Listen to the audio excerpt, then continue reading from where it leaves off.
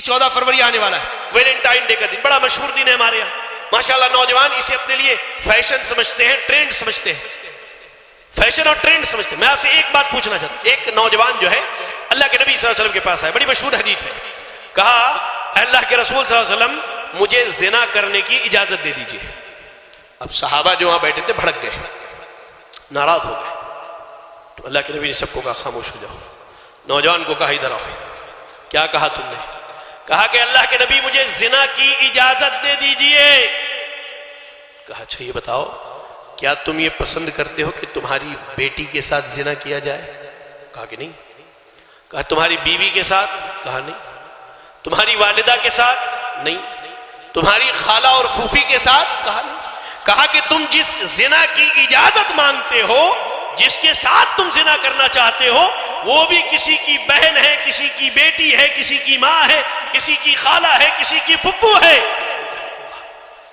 آج یہ جو ویلنٹائن ڈے کے نام پر بے حیائی منا رہے ہو، کیا تم یہ پسند کرتے ہو کہ تمہاری بیٹی کے ساتھ بھی کوئی ڈیٹ پر جائے، تمہاری بہن کے ساتھ کوئی ڈیٹ پر جائے، تمہاری بیویوں کے ساتھ کوئی ڈیٹ پر جائے؟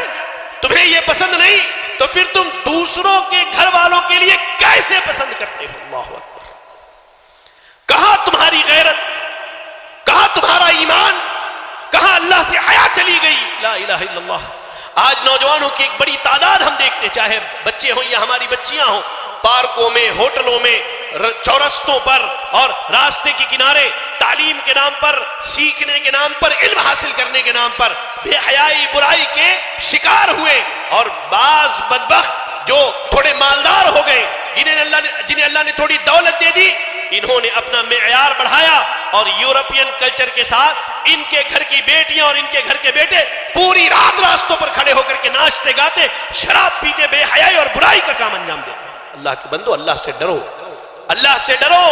یہ بے حیائی تمہیں بہت مہنگی پڑے گی، یہ بے حیائی تمہیں بہت مہنگی پڑے گی۔ اور خاص کر کے نوجوانوں سے کہتا ہوں کہ نوجوانوں اپنی عزت کی حفاظت کرو، میری بہنوں، میرے بھائیوں، اپنی عزت کی حفاظت کرو، اس لیے کہ آج جو ہے زمانے کی آنکھ میں حیا باقی نہیں ہے۔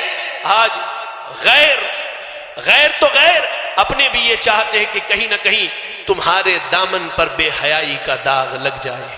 اللہ کے واسطے، اللہ کے واسطے با حیا مومن بنے، اللہ سے شرم کرنے والے بنے۔